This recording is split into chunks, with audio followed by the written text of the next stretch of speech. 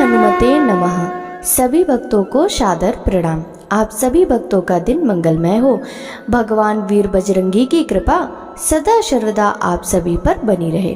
भक्तों, आज की इस वीडियो में आप श्रवण करेंगे श्रावण माह के तीसरे मंगलवार में हनुमान जी महाराज की कथाएं। मंगलवार की पूजा करने, व्रत करने, मंगलवार की कथा सुनने, आरती करने और प्रसाद भक्तों में बांटने से सब प्रकार की विपत्ति नष्ट होकर सुख मिलता है और जीवन पर्यंत पुत्र, पौत्र और धन आदि से युक्त होकर अंत में विष्णु लोक को जाता है और सभी प्रकार के ऋण से उऋण होकर धन लक्ष्मी की प्राप्ति होती है। स्त्री तथा कन्याओं को यह व्रत विशेष रूप से लाभप्रद है।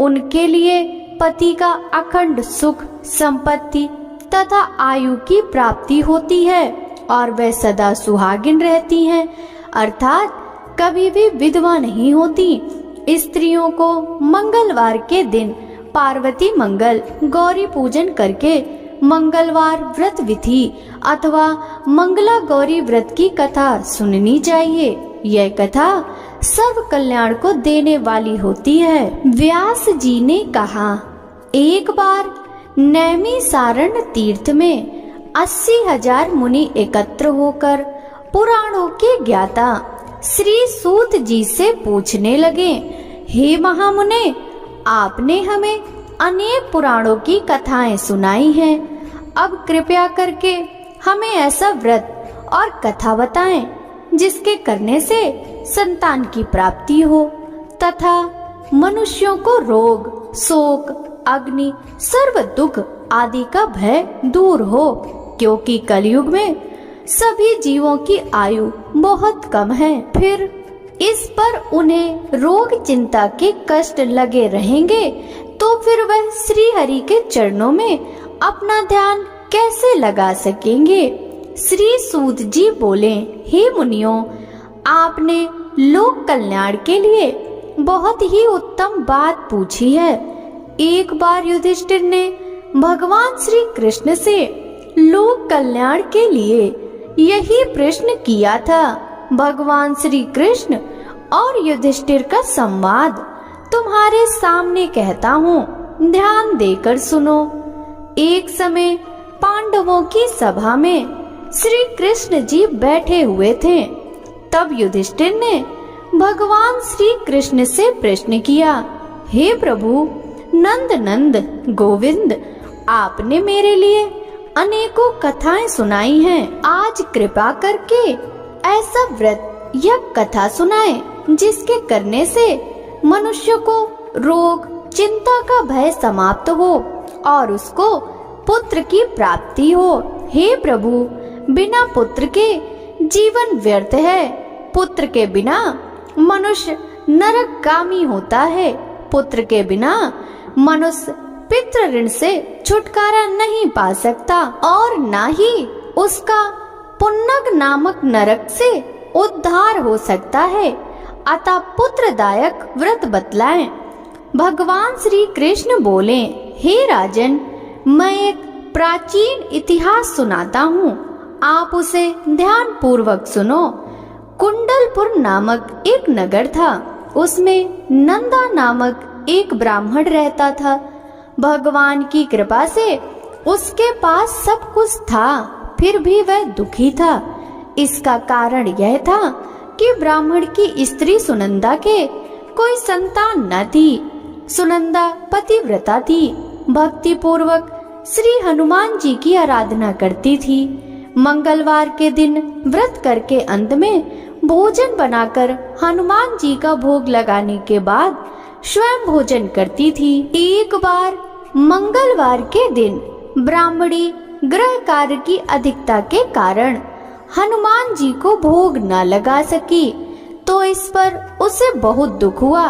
उसने कुछ भी नहीं खाया और अपने मन में प्रण किया कि अब तो अगले मंगलवार को ही हनुमान जी का भोग लगाकर अन्न जल ग्रहण करूंगी। ब्राह्मणी सुनंदा प्रतिदिन भोजन बनाती, श्रद्धा पूर्वक पति को खिलाती, परंतु स्वयं भोजन नहीं करती और मन ही मन श्री हनुमान जी की आराधना करती थी। इसी प्रकार 6 दिन गुजर गए और ब्राह्मणी सुनंदा अपने निश्चय के अनुसार भूखी प्यासी निराहार रही। अगले मंगलवार को ब्राह्मणी सुनंदा प्रातः काल ही बेहोश होकर गिर पड़ी।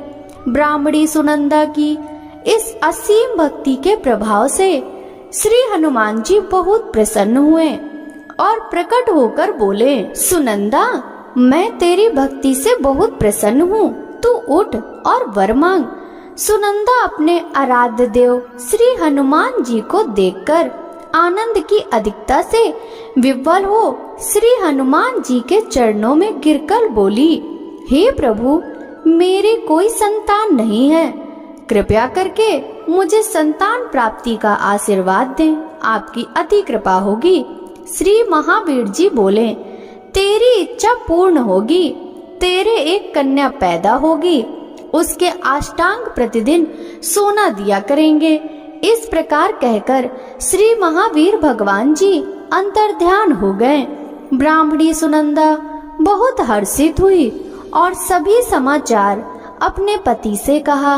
ब्राह्मण देव कन्या का वरदान सुनकर कुछ दुखी हुए, परंतु सोना मिलने की बात सुनी तो वह बहुत प्रसन्न हुए। विचार किया कि ऐसी कन्या के साथ मेरी निर्धनता भी समाप्त हो जाएगी।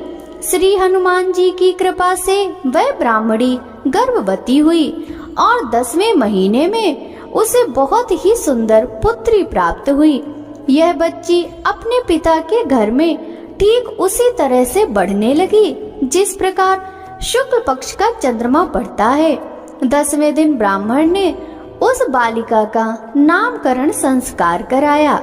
उसके कुल पुरोहित ने उस बालिका का नाम रत्नावली रखा, क्योंकि यह कन्या सोना प्रदान किया करती थी। इस कन्या ने पूर्व जन्म में बड़े ही विधान से मंगल देव का व्रत किया था। रत्नावली का अष्टांग बहुत सा सोना देता था। उस सोने से नंदा ब्राह्मण बहुत ही धनवान हो गया। अब ब्राह्मणी भी बहुत अभिमान करने लगी थी। समय बीतता रहा। अब रत्नावली 10 वर्ष की हो चुकी थी। एक दिन जब नंदा ब्राह्मण प्रसन्न चित्त था, तब सुनंदा ने अपने पति से कहा, मेरी पुत्री रत्नावली विवाह के योग्य हो गई है, अतः आप कोई सुंदर तथा योग्य वर देखकर इसका विवाह कर दें। यह सुन ब्राह्मण बोला, अभी तो रत्नावली बहुत छोटी है। तब ब्राह्मणी बोली, शास्त्रों की आज्ञा है कि कन्या 8वें वर्ष में गौरी, 9 वर्ष में रोहिणी, 10वें वर्ष में कन्या, इसके पश्चात रजस्वला हो जाती है। गौरी के दान से पाताल लोक की प्राप्ति होती है, राहणी के दान से वैकुंठ लोक की प्राप्ति होती है, कन्या के दान से इंद्रलोक में सुखों की प्राप्ति होती है। अगर हे पति देव रजस्वला का दान किया जाता है तो घोर नरक की प्राप्ति होती है। इस पर ब्राह्मण बोला, अभी तो रत्नावली मात्र 10 ही वर्ष की है और मैंने तो 16-16 साल की कन्याओं के विवाह कराए हैं, अभी जल्दी क्या है। तब ब्राह्मणी सुनंदा बोली, आपको तो लोभ अधिक हो गया है। शास्त्रों में कहा गया है कि माता पिता और बड़ा भाई रजस्वला कन्या को देखते हैं तो वह अवश्य ही नरकगामी होते हैं। तब ब्राह्मण बोला, अच्छी बात है, कल मैं अवश्य ही योग्य वर की तलाश में अपना दूत भेजूंगा। दूसरे दिन ब्राह्मण ने अपने दूत को बुलाया और आज्ञा दी कि जैसी सुंदर मेरी कन्या है वैसा ही सुंदर उसके लिए वर तलाश करो। दूत अपने स्वामी की आज्ञा पाकर निकल पड़ा। पंपई नगर में उसने एक सुंदर लड़के को देखा। यह बालक एक ब्राह्मण परिवार का बहुत गुणवान पुत्र था।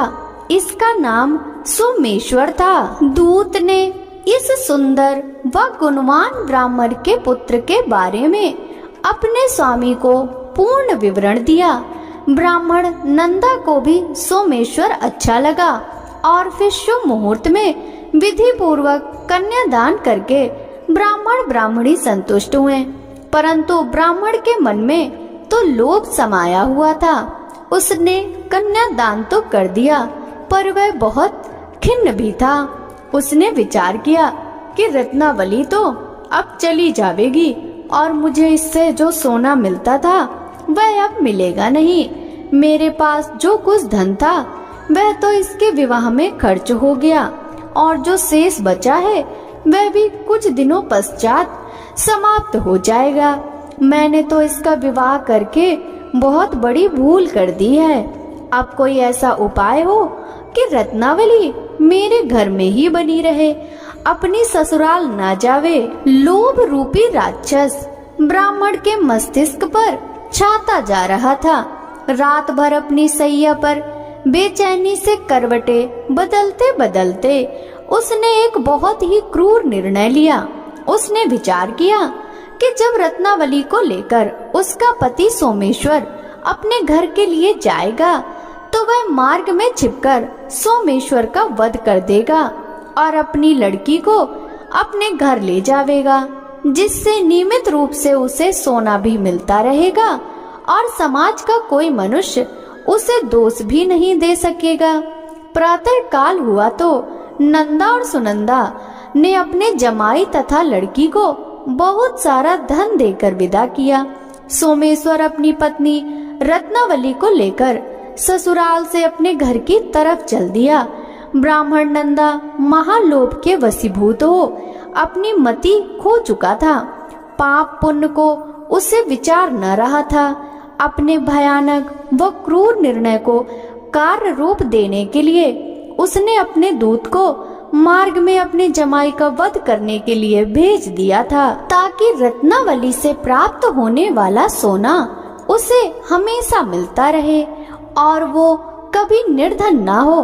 ब्राह्मण के दूत ने अपने स्वामी की आज्ञा का पालन करते हुए उसके जमाई सोमेश्वर का मार्ग में ही वध कर दिया। समाचार प्राप्त कर ब्राह्मण नंदा मार्ग में पहुंचा और रुदन करती हुई अपनी पुत्री रत्नावली से बोला, हे पुत्री, मार्ग में लुटेरों ने तेरे पति का वध कर दिया। भगवान की इच्छा के आगे किसी का कोई वश नहीं चलता। अब तू घर चल, वहाँ पर ही रहकर शेष जीवन व्यतीत करना। जो भाग्य में लिखा है वही होगा। अपने पति की अकाल मृत्यु से रत्नावली बहुत दुखी हुई। करुण क्रंदन व रुदन करते हुए अपने पिता से बोली, हे पिताजी, इस संसार में जिस स्त्री का पति नहीं है उसका जीना व्यर्थ है। मैं अपने पति के साथ ही अपने शरीर को जला दूंगी और सती होकर अपने इस जन्म को, माता पिता के नाम को तथा सास ससुर के यश को सार्थक करूंगी। ब्राह्मण नंदा अपनी पुत्री रत्नावली के वचनों को सुनकर बहुत दुखी हुआ। विचार करने लगा, मैंने व्यर्थ ही जमाई वध का पाप अपने सिर लिया। रत्नावली तो उसके पीछे अपने प्राण तक देने को तैयार है। मेरा तो दोनों तरफ से मरण हो गया। धन तो अब मिलेगा नहीं। जमाई वध के पाप के फलस्वरूप यम यातना भी भुगतनी पड़ेगी। यह सोचकर वह बहुत खिन्न हुआ। सोमेश्वर की चिता बनाई गई। रत्नावली सती होने की इच्छा से अपने पति का सिर अपनी गोद में रखकर चिता में बैठ गई। जैसे ही सोमेश्वर की चिता को अग्नि लगाई गई, वैसे ही प्रसन्न हो मंगल देव महाप्रकट हुए और बोले, हे रत्नावली, मैं तेरी पति भक्ति से बहुत प्रसन्न हूँ, तू वर मांग। रत्नावली ने अपने पति का जीवन दान मांगा। तब मंगल देव बोले, रत्नावली, तेरा पति अजर अमर है, यह महाविद्वान भी होगा और इसके अतिरिक्त तेरी जो इच्छा हो वह वर मांग। तब रत्नावली बोली, हे ग्रहों के स्वामी, यदि आप मुझ पर प्रसन्न हैं तो मुझे यह वरदान दीजिए कि जो भी मनुष्य मंगलवार के दिन प्रातः काल लाल पुष्प लाल चंदन से पूजा करके आपका स्मरण करे, उसको रोग व्याधि ना हो, स्वजनों का कभी वियोग ना हो, सर्प, अग्नि तथा शत्रुओं का भय न रहे। जो स्त्री मंगलवार का व्रत करे वह कभी विधवा ना हो। मंगल देव तथास्तु कहकर अंतर्ध्यान हो गए। सोमेश्वर मंगल देव की कृपा से जीवित हो उठा। रत्नावली पति को पुनः प्राप्त कर बहुत प्रसन्न हुई और मंगल देव का व्रत प्रत्येक मंगलवार को करके व्रतराज और मंगल देव की कृपा से इस लोक में सुख ऐश्वर्य को भोगते हुए अंत में अपने पति के साथ स्वर्ग लोक को गई। प्रेम से बोलिए हनुमान जी महाराज की जय। आप सुनिए मंगलवार व्रत की दूसरी कथा। मंगलवार व्रत की कथा इस प्रकार से है। ऋषि नगर में केशव दत्त ब्राह्मण अपनी पत्नी अंजलि के साथ रहता था। केशव दत्त के घर में धन संपत्ति की कोई कमी नहीं थी। नगर में सभी केशव दत्त का सम्मान करते थे, लेकिन केशव दत्त संतान नहीं होने से बहुत चिंतित रहता था। दोनों पति पत्नी मंगलवार को मंदिर में जाकर हनुमान जी की पूजा करते थे। विधिवत मंगलवार का व्रत करते हुए कई वर्ष बीत गए। ब्राह्मण बहुत निराश हो गया, लेकिन उसने व्रत करना नहीं छोड़ा। कुछ दिनों के बाद केशव दत्त हनुमान जी की पूजा करने के लिए जंगल में चला गया। उसकी पत्नी अंजलि घर में रहकर मंगलवार का व्रत करने लगी। दोनों पति पत्नी पुत्र प्राप्ति के लिए मंगलवार का विधिवत व्रत करने लगे।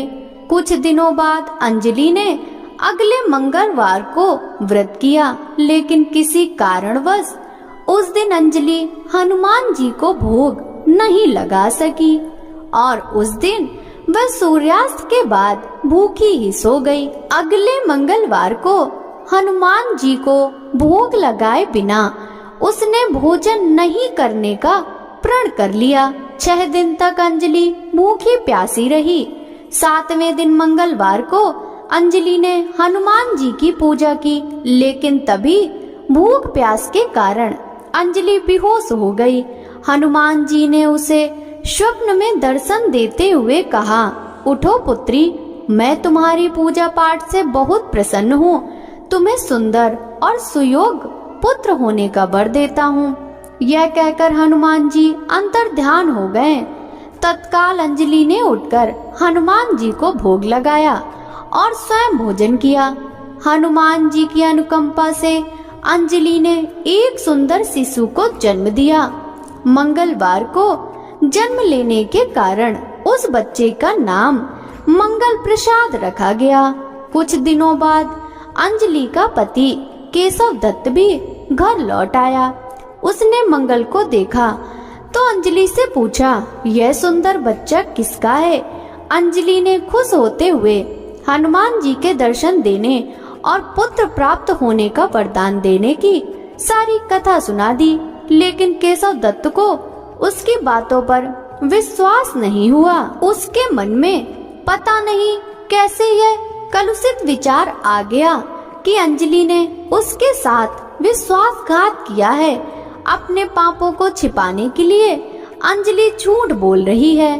केशव दत्त ने उस बच्चे को मार डालने की योजना बनाई। एक दिन केशव दत्त स्नान के लिए कुएं पर गया। मंगल भी उसके साथ था। केशव दत्त ने मौका देखकर मंगल को कुएं में फेंक दिया और घर आकर बहाना बना दिया कि मंगल तो कुएं पर मेरे पास पहुंचा ही नहीं। केशव दत्त के इतने कहने के ठीक बाद मंगल दौड़ता हुआ घर लौट आया। केशव दत्त मंगल को देखकर बुरी तरह हैरान हो उठा। उसी रात हनुमान जी ने केशव दत्त को स्वप्न में दर्शन देते हुए कहा, तुम दोनों के मंगलवार के व्रत करने से प्रसन्न होकर पुत्र जन्म का वर मैंने दिया था, फिर तुम अपनी पत्नी को उल्टा क्यों समझते हो? उसी समय केशव दत्त ने अंजलि को जगाकर उससे क्षमा मांगते हुए स्वप्न में हनुमान जी के दर्शन देने की सारी कहानी सुनाई। केशव दत्त ने अपने बेटे को हृदय से लगाकर बहुत प्यार किया। उस दिन के बाद सभी आनंद पूर्वक रहने लगे। मंगलवार का विधिवत व्रत करने से केशव दत्त और उनके सभी कष्ट दूर हो गए। इस तरह जो स्त्री पुरुष विधिवत मंगलवार का व्रत करके कथा सुनते हैं, हनुमान जी उनके सभी कष्ट दूर करके घर में धन संपत्ति का भंडार भर देते हैं। शरीर के सभी रक्त विकार के रोग भी नष्ट हो जाते हैं। प्रेम से बोलिए हनुमान जी महाराज की जय। भक्तों, अब सुनिए राम नाम की महिमा। लंकापति रावण के वध के बाद जब अयोध्यापति प्रभु श्री राम की कीर्ति दूर दूर तक फैल रही थी और वह मर्यादा पुरुषोत्तम कहलाने लगे थे, तब एक दिन महादेव शिव की इच्छा भी मर्यादा पुरुषोत्तम श्री राम से मिलने की हुई। पार्वती जी को संग लेकर महादेव कैलाश पर्वत से उतरकर अयोध्या नगरी के रास्ते पर चल पड़े। भगवान शिव और माँ पार्वती को अयोध्या आया देखकर राम जी बहुत खुश हुए। माता जानकी ने उनका उचित आदर सत्कार किया और स्वयं भोजन बनाने के लिए रसोई में चली गईं। इस बीच भगवान शिव ने श्री राम जी से पूछा, आपके सेवक हनुमान जी दिखाई नहीं पड़ रहे हैं। श्री राम जी बोले, वे बगीचे में हैं। शिव जी ने श्री राम जी से बगीचे में जाने की अनुमति मांगी और पार्वती जी का हाथ थामकर बगीचे में आ गए। बगीचे की खूबसूरती देखकर उनका मन मोहित हो गया। आम के एक घने वृक्ष के नीचे हनुमान जी दीन दुनिया से बेखबर गहरी नींद में सोए थे और एक लय में खर्राटों से राम नाम की ध्वनि उठ रही थी। चकित होकर शिवजी और माता पार्वती एक दूसरे की ओर देखने लगे। माता पार्वती मुस्कुरा उठी और वृक्ष की डालियों की ओर इशारा किया। राम नाम सुनकर पेड़ की डालियां भी झूमने लगी थी और इनके बीच से भी राम नाम उच्चारित हो रहा था। शिवजी इस राम नाम की धुन में मस्त मगन होकर खुद भी राम राम कहकर नाचने लगे। माता पार्वती जी ने भी अपने पति का अनुसरण किया और अपने कोमल पैर थिरकाने लगी। शिवजी और पार्वती जी के नृत्य से ऐसी झनकार उठी कि स्वर्ग लोक के देवता गण भी आकर्षित होकर बगीचे में आ गए और राम नाम की धुन में सभी मस्त हो गए। माता जानकी भोजन तैयार करके प्रतीक्षारत थी, परंतु संध्या गिरने तक भी अतिथि नहीं पधारे। तब अपने देवर लक्ष्मण जी को बगीचे में भेजा। लक्ष्मण जी तो स्वयं को श्री राम का सेवक ही मानते थे, अतः बगीचे में आकर जब उन्होंने धरती पर स्वर्ग का नजारा देखा तो खुद भी राम नाम की धुन में झूम उठे। महल में माता जानकी परेशान हो रही थी कि अभी तक भोजन ग्रहण करने को कोई भी आया क्यों नहीं। उन्होंने श्री राम जी से कहा, भोजन ठंडा हो रहा है, चलिए हम ही जाकर बगीचे में से सभी को ले आएं। जब राम जी बगीचे में गए तो वहाँ राम नाम की धूम मची हुई थी। हनुमान जी गहरी नींद में सोए हुए थे और उनके खर्राटों से अभी तक राम नाम निकल रहा था। श्री राम भाव विह्वल हो उठे। राम जी ने हनुमान जी को नींद से जगाया और प्रेम से उनकी तरफ निहारने लगे। हनुमान जी प्रभु को आया देख शीघ्रता से उठ खड़े हुए। नृत्य की सभा भंग हो गई। शिव जी खुले कंठ से हनुमान जी की राम भक्ति की सराहना करने लगे। हनुमान जी सकुचाए लेकिन मन ही मन खुश हो रहे थे कि सिया राम ने भोजन करने का आग्रह भगवान शिव जी से किया। सभी लोग महल में भोजन करने के लिए चल पड़े। माता जानकी भोजन परोसने लगी। हनुमान जी को भी श्री राम जी ने पंक्ति में बैठने का आदेश दिया। हनुमान जी बैठ तो गए, परंतु आदत ऐसी थी कि राम जी के भोजन करने के उपरांत ही सभी लोग भोजन करते थे। आज श्री राम जी के आदेश से पहले भोजन करना पड़ रहा था। माता जानकी हनुमान जी को भोजन परोसती जा रही थी, पर हनुमान जी का पेट ही नहीं भर रहा था। सीता जी कुछ समय तक तो उन्हें भोजन परोसती रही, फिर समझ गई कि इस तरह से तो हनुमान जी का पेट नहीं भरेगा। उन्होंने तुलसी के एक पत्ते पर राम नाम लिखा और भोजन के साथ हनुमान जी को परोस दिया। तुलसी पत्र खाते ही हनुमान जी को संतुष्टि मिली और वह भोजन खाकर उठ खड़े हुए। भगवान शिव शंकर ने प्रसन्न होकर हनुमान जी को आशीर्वाद दिया कि आपकी श्री राम भक्ति युगों युगों तक याद की जाएगी और आप संकट मोचन कहलाएंगे। भक्तों, अब सुनिए राम नाम महिमा की दूसरी कथा। महादेव जी को एक बार बिना कारण के ही किसी को प्रणाम करते देखकर माता पार्वती ने पूछा, आप किसको प्रणाम करते रहते हैं? शिव जी ने अपनी धर्म पत्नी पार्वती जी से कहा, देवी, जो व्यक्ति एक बार राम कहता है उसे मैं 3 बार प्रणाम करता हूँ। इसके बाद पार्वती जी ने शिव जी से पूछा, आप शमशान में क्यों जाते हैं और ये चिता की भस्म शरीर पर क्यों लगाते हैं? उसी समय शिव जी पार्वती जी को शमशान ले गए। वहाँ एक शव अंतिम संस्कार के लिए लाया गया। लोग राम नाम सत्य कहते हुए शव को ला रहे थे। शिव जी ने कहा कि देखो पार्वती, इस शमशान की ओर जब लोग आते हैं तो राम नाम का स्मरण करते हुए आते हैं। इस शव के निमित्त से कई लोगों के मुख से मेरा अति प्रिय दिव्य राम नाम निकलता है। उसी को सुनने में शमशान में चला आता हूँ और इतने लोगों के मुख से राम नाम का जप करवाने में निमित्त बनने वाले इस शव का मैं सम्मान करता हूँ, इसे प्रणाम करता हूँ और अग्नि में जलने के बाद उसके भस्म को अपने शरीर पर लगा लेता हूँ। राम नाम बुलवाने वालों के प्रति मुझे इतना प्रेम है। एक बार शिव जी कैलाश पर्वत पहुँचे और पार्वती जी से भोजन मांगा। पार्वती जी विष्णु सहस्त्र नाम का पाठ कर रही थी। पार्वती जी ने कहा, अभी पाठ पूरा नहीं हुआ, कृपया थोड़ी देर प्रतीक्षा कीजिए।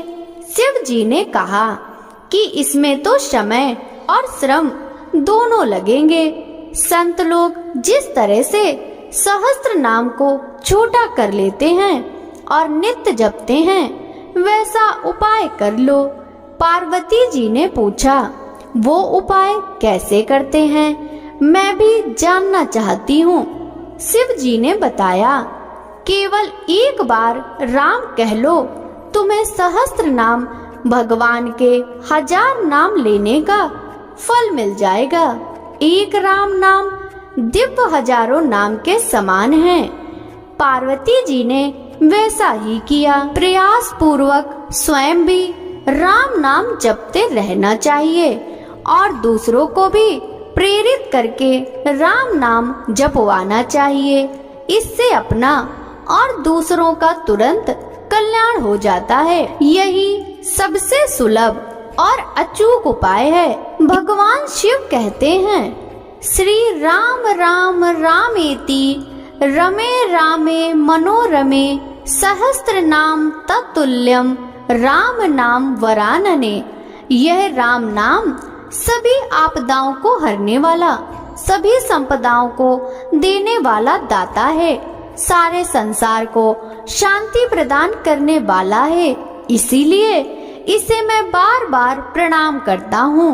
भवसागर के सभी समस्याओं और दुख के बीजों को भूंज के रख देने वाला, समूल नष्ट कर देने वाला, सुख संपत्तियों को अर्जित करने वाला, यमदूतों को खदेड़ने वाला केवल राम नाम का जप है। इसीलिए हमारे देश में प्रणाम राम राम कहकर किया जाता है। प्रेम से बोलिए श्री रामचंद्र की जय, हनुमान जी महाराज की जय। भक्तों, अब सुनिए बिल्व वृक्ष की महिमा। नारद जी ने एक बार भोलेनाथ की स्तुति कर पूछा, प्रभु आपको प्रसन्न करने के लिए सबसे उत्तम और सुलभ साधन क्या है? हे त्रिलोकीनाथ, आप तो निर्विकार और निष्काम हैं। आप सहज ही प्रसन्न हो जाते हैं। फिर भी मेरी जानने की इच्छा है कि आपको क्या प्रिय है? शिव जी बोले, नारद जी, वैसे तो मुझे भक्त के भाव सबसे प्रिय हैं। फिर भी आपने पूछा है तो बताता हूँ। मुझे जल के साथ साथ बिल्व पत्र बहुत प्रिय हैं।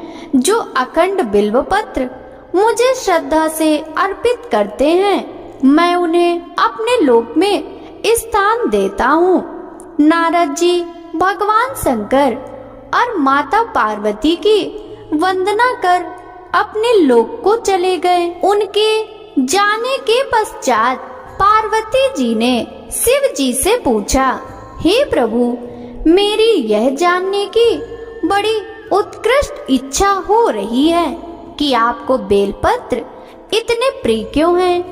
कृपया करके मेरी जिज्ञासा शांत करें। शिव जी बोले, हे शिवे, बिल्व के पत्ते मेरी जटा के समान हैं। उसका त्रिपत्र यानी 3 पत्ते ऋग्वेद, यजुर्वेद और सामवेद हैं। शाखाएं समस्त शास्त्र का रूप हैं। बिल्व वृक्ष को आप पृथ्वी का कल्प वृक्ष समझे, जो ब्रह्मा विष्णु शिव स्वरूप हैं। हे पार्वती, स्वयं महालक्ष्मी ने शैल पर्वत पर बिल्व वृक्ष रूप में जन्म लिया था। इस कारण भी बेल का वृक्ष मेरे लिए अति प्रिय है। महालक्ष्मी ने बिल्व का रूप धरा। यह सुनकर पार्वती जी कौतूहल में पड़ गईं। पार्वती जी कौतूहल से उपजी जिज्ञासा को रोक न पाई। उन्होंने पूछा, देवी लक्ष्मी ने आखिर बिल्व वृक्ष का रूप क्यों लिया? आप यह कथा विस्तार से कहें। भोलेनाथ ने देवी पार्वती को कथा सुनानी शुरू की। हे देवी, सत्ययुग में ज्योति रूप मेरे अंश का रामेश्वर लिंग था। ब्रह्मा आदि देवों ने उसका विधिवत पूजन अर्चन किया था। इसका परिणाम यह हुआ कि मेरे अनुग्रह से वाणी देवी सबकी प्रिया हो गई। वह भगवान विष्णु को सतत प्रिय हो गई। मेरे प्रभाव से भगवान केशव के मन में वाग देवी के लिए जितनी प्रीति उपजी हुई, वह स्वयं लक्ष्मी को नहीं भाई। लक्ष्मी देवी का श्री हरि के प्रति मन में कुछ दुराव पैदा हो गया।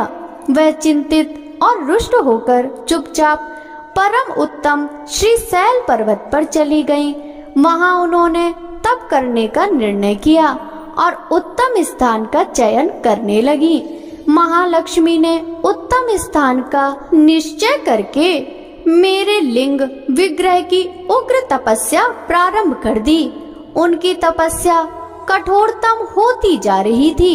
हे परमेश्वरी, कुछ समय बाद महालक्ष्मी जी ने मेरे लिंग विग्रह से थोड़ा ऊर्ध्व में एक वृक्ष का रूप धारण कर लिया। अपने पत्तों और पुष्पों द्वारा निरंतर मेरा पूजन करने लगी। इस तरह महालक्ष्मी ने 1 करोड़ वर्ष तक घोर आराधना की। अंततः उन्हें मेरा अनुग्रह प्राप्त हुआ। मैं वहां प्रकट हुआ और देवी से इस घोर तप की आकांक्षा पूछकर वरदान देने को तैयार हुआ।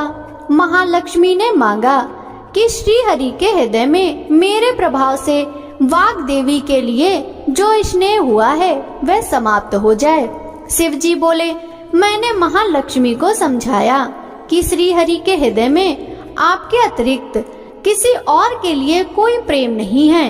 वाग देवी के प्रति उनका प्रेम नहीं अपितु श्रद्धा है। यह सुनकर लक्ष्मी जी प्रसन्न हो गईं और पुनः श्री विष्णु के हृदय में स्थित होकर निरंतर उनके साथ विहार करने लगी। हे पार्वती, महालक्ष्मी के हृदय का एक बड़ा विकार इस प्रकार दूर हुआ था। इस कारण हरि प्रिया उसी वृक्ष रूप में सर्वदा अतिशय भक्ति से भरकर यत्न पूर्वक मेरी पूजा करने लगी। हे पार्वती, इसी कारण बिल्व का वृक्ष, उसके पत्ते, फल फूल आदि मुझे बहुत प्रिय हैं। मैं निर्जन स्थान में बिल्व वृक्ष का आश्रय लेकर रहता हूँ। बिल्व वृक्ष को सदा सर्व तीर्थमय एवं सर्वदेवमय मानना चाहिए, इसमें तनिक भी संदेह नहीं है। बिल्व पत्र, बिल्व फूल, बिल्व वृक्ष अथवा बिल्व काष्ठ के चंदन से जो मेरा पूजन करता है वह भक्त मेरा प्रिय है। बिल्व वृक्ष को शिव के समान ही समझो, वह मेरा शरीर है। जो बिल्व पर चंदन से मेरा नाम अंकित करके मुझे अर्पण करता है, मैं उसे सभी पापों से मुक्त करके अपने लोक में स्थान देता हूँ। हे देवी, उस व्यक्ति को स्वयं लक्ष्मी जी भी नमस्कार करती हैं जो बिल्व से मेरा पूजन करते हैं। जो बिल्व मूल में प्राण छोड़ता है उसको रुद्र देह प्राप्त होता है। मेरी पूजा के लिए बेल के उत्तम पत्तों का ही प्रयोग करना चाहिए। प्रेम से बोलिए, भगवान शंकर की जय हो, माता लक्ष्मी की जय हो, माता पार्वती की जय। अब सुनिए मंगला गौरी व्रत कथा। ईश्वर बोले, हे सनत कुमार, पूर्व काल में कुरु देश में श्रुत कीर्ति नामक एक विद्वान, कीर्तिशाली, शत्रुओं का नाश करने वाला, 64 कलाओं का ज्ञाता तथा धनुर्विद्या में कुशल राजा हुए थे। पुत्र के अतिरिक्त अन्य सभी शुभ चीजें उस राजा के पास थी। अतः वह राजा संतान के विषय में अत्यंत चिंतित हुआ और जब ध्यान पूर्वक देवी की आराधना करने लगा तब उसकी कठोर तपस्या से देवी प्रसन्न हो गई और उससे यह वचन बोली, हे सुव्रत, वर मांगो। श्रुत कीर्ति बोला, हे देवी, यदि आप मुझ पर प्रसन्न हैं तो मुझे सुंदर पुत्र दीजिए। हे देवी, आपकी कृपा से अन्य किसी भी वस्तु का अभाव नहीं है। उसका यह वचन सुनकर पवित्र मुस्कान वाली देवी ने कहा, हे राजन, तुमने अत्यंत दुर्लभ वर मांगा है, फिर भी कृपावश मैं तुम्हें अवश्य दूंगी। किंतु हे राजेंद्र, सुनिए, यदि परम गुणी पुत्र चाहते हो तो वह केवल 16 वर्ष तक जीवित रहेगा, और यदि रूप तथा विद्या से विहीन पुत्र चाहते हो तो दीर्घ जीवी होगा। देवी का यह वचन सुनकर राजा चिंतित हो उठा और पुनः अपनी पत्नी से परामर्श कर उसने गुणवान तथा सभी शुभ लक्षणों से संपन्न 16 वर्ष की आयु वाला पुत्र मांगा। तब देवी ने भक्ति संपन्न राजा से कहा, हे नृपनंदन, मेरे मंदिर के द्वार पर आम का वृक्ष है, उसका एक फल लाकर मेरी आज्ञा से अपनी भार्या को उसे भक्षण करने हेतु प्रदान करो, जिससे वह शीघ्र ही गर्भ धारण करेगी, इसमें संदेह नहीं है। प्रसन्न होकर राजा ने वैसा ही किया और उसकी पत्नी ने गर्भ धारण कर लिया। 10वें महीने में उसने देवतुल्य सुंदर पुत्र को जन्म दिया। तब हर्ष तथा शोक से युक्त राजा ने बालक का जात कर्म आदि संस्कार किया और शिव का स्मरण करते हुए नाम चिरायु रखा। इसके बाद पुत्र के 16 वर्ष के होने पर पत्नी सहित राजा चिंता में पड़ गए और वे विचार करने लगे कि यह पुत्र बड़े कष्ट से प्राप्त हुआ है और मैं इसकी दुखद मृत्यु अपने ही सामने कैसे देखूंगा। ऐसा विचार करके राजा ने पुत्र को उसके मामा के साथ काशी भेज दिया। प्रस्थान के समय राजा की पत्नी ने अपने भाई से कहा कि कार्पटिक का वेश धारण करके आप मेरे पुत्र को काशी ले जाइए। मैंने भगवान मृत्युंजय से पूर्व में ही पुत्र के लिए प्रार्थना की थी और कहा था कि हे विश्वेश, आप जगतपति की यात्रा के लिए मैं उस पुत्र को अवश्य भेजूंगी, अतः आप मेरे पुत्र को आज ही ले जाइए और सावधानी पूर्वक इसकी रक्षा कीजिएगा। अपनी बहन की यह बात सुनकर भांजे के साथ वह चल पड़ा। कई दिनों तक चलते चलते वह आनंद नामक नगर में पहुंचा। वहाँ सभी प्रकार की समृद्धियों से संपन्न वीरसेन नाम वाला राजा रहता था। उस राजा की एक सर्वलक्षण संपन्न युवावस्था प्राप्त मनोहर तथा रूप लावण्यमयी मंगला गौरी नामक कन्या थी।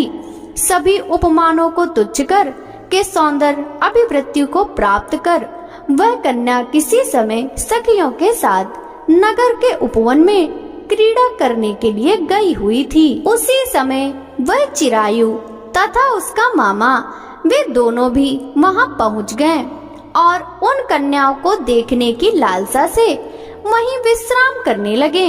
इसी बीच विनोद पूर्वक क्रीड़ा करती हुई उन कन्याओं में से किसी ने कुपित होकर राजकुमारी को रांडा यह कुवचन कह दिया।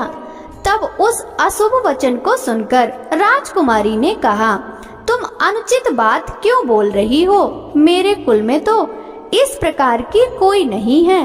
मंगला गौरी की कृपा से तथा उनके व्रत के प्रभाव से विवाह के समय जिसके सर पर मेरे हाथ से अक्षत पड़ेंगे, हे सखी, वह यदि अल्प आयु वाला होगा तो भी चिरंजीवी हो जाएगा। इसके बाद वह सभी कन्याएं अपने अपने घर को चली गईं। उसी दिन राजकुमारी का विवाह था। बाहलिक देश के दृढ़धर्मा नामक राजा के सुकेतु नाम वाले पुत्र के साथ उसका विवाह निश्चित किया गया था। वह सुकेतु विद्याहीन, कुरूप तथा बहरा था। तब सुकेतु के साथ आए हुए उन लोगों ने विचार किया कि इस समय कोई दूसरा श्रेष्ठ वर ले जाना चाहिए और विवाह संपन्न हो जाने के बाद वहां सुकेतु पहुंच जाए। उन लोगों ने चिरायु के मामा के पास जाकर याचना की कि आप इस समय यह बालक हमको दे दीजिए, जिससे हमारा यह कार्य सिद्ध हो जाए। इस पृथ्वी पर परोपकार के समान दूसरा कोई धर्म नहीं है। उनकी बात सुनकर चिरायु का मामा मन ही मन बहुत प्रसन्न हुआ, क्योंकि इसने उपवन में पहले ही कन्या मंगला गौरी की बात सुन ली थी। फिर भी उसने एक बार कहा कि आप लोग इसे किस लिए मांग रहे हैं? कार्य की सिद्धि हेतु वस्त्र, अलंकार आदि मांगे जाते हैं, वर तो कहीं भी नहीं मांगा जाता। तथापि आप लोगों का सम्मान रखने के लिए इसे मैं दे रहा हूँ। इसके बाद चिरायु को वहाँ ले जाकर उन लोगों ने विवाह संपन्न कराया। सप्तपदी आदि के हो जाने पर रात्रि में शिव पार्वती की प्रतिमा के समक्ष चिरायु ने हर्ष युक्त होकर मंगला गौरी के साथ शयन किया। उसी दिन चिरायु के 16 वर्ष पूर्ण हो चुके थे और अर्धरात्रि में साक्षात काल सर्प रूप में वहां आ गया। इसी बीच संयोगवश राजकुमारी जाग गई। उसने उस महासर्प को वहां देखा और वह भय से व्याकुल होकर कांपने लगी। तभी उस कन्या ने धैर्य धारण कर 16 उपचारों से सर्प की पूजा की और पीने के लिए उसे दूध दिया। उसने दीनता भरी वाणी में उस सर्प से प्रार्थना तथा स्तुति की। मंगला गौरी प्रार्थना करने लगी कि मैं उत्तम व्रत को करूंगी, जिससे मेरे पति जीवित रहें। ये जिस तरह से चिरकाल तक जीवित रहें, आप वैसा कीजिए। इतने में सर्प वहाँ स्थित एक कमंडलू में प्रवेश कर गया और उस मंगला गौरी ने अपनी कंचुकी से उस कमंडलू का मुंह बांध दिया। इसी बीच उसका पति अंगड़ाई लेकर जाग गया और अपनी पत्नी से बोला, हे प्रिय, मुझे भूख लगी है।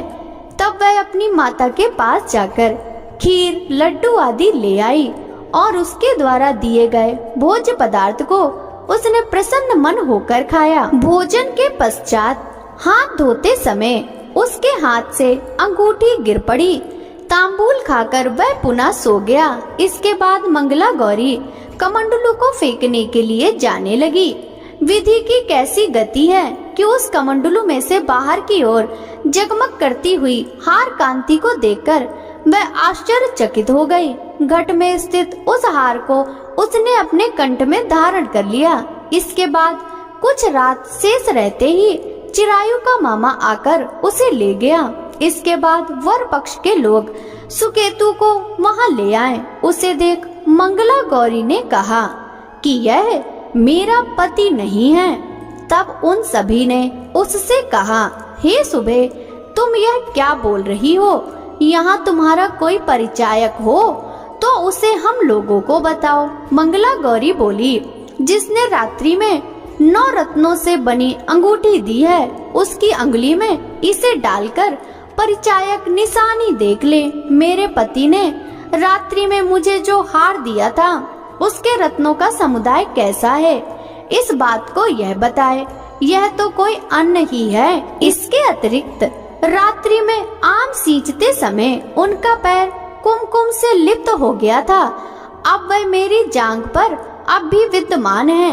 उसे आप लोग शीघ्र ही देख लें। साथ ही रात में परस्पर भाषण तथा भोजन आदि जो कुछ किया गया था उसे भी यह बता दे, तब यह निश्चय ही मेरा पति है। इस प्रकार उसका वचन सुनकर सभी ठीक है कहने लगे। किंतु जब एक भी बात न मिली तब सभी ने सुकेतु को उसका पति होने से निषिद्ध कर दिया और वर पक्ष वाले जिस तरह से आए थे उसी तरह से चले गए। उसके बाद अपने वंश को बढ़ाने वाले महान यश से संपन्न तथा परम मनस्वी मंगला गौरी के पिता ने अन्न पान आदि का सत्र चलाया। उन्होंने वर पक्ष का वृतांत कानो कान सुन लिया कि स्वरूप से कुरूप होने के कारण लोगों के द्वारा किसी अन्न को वर के रूप में आदर पूर्वक लाया गया था। तब उन्होंने अपनी कन्या को पर्दे के भीतर बिठा दिया। उसके बाद 1 वर्ष बीतने पर यात्रा करके चिरायु अपने मामा के साथ यह देखने आया कि विवाह के बाद वहाँ क्या हुआ।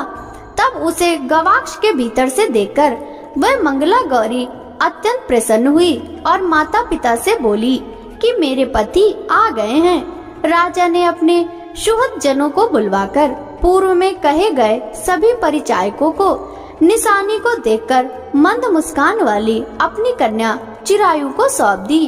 राजा ने शिष्ट जनों को साथ लेकर विवाह का उत्सव कराया। इसके बाद राजा वीरसेन ने वस्त्र, आभूषण आदि, सेना, घोड़े, रथ और अन्य बहुत सी सामग्रियां देकर उन्हें विदा किया।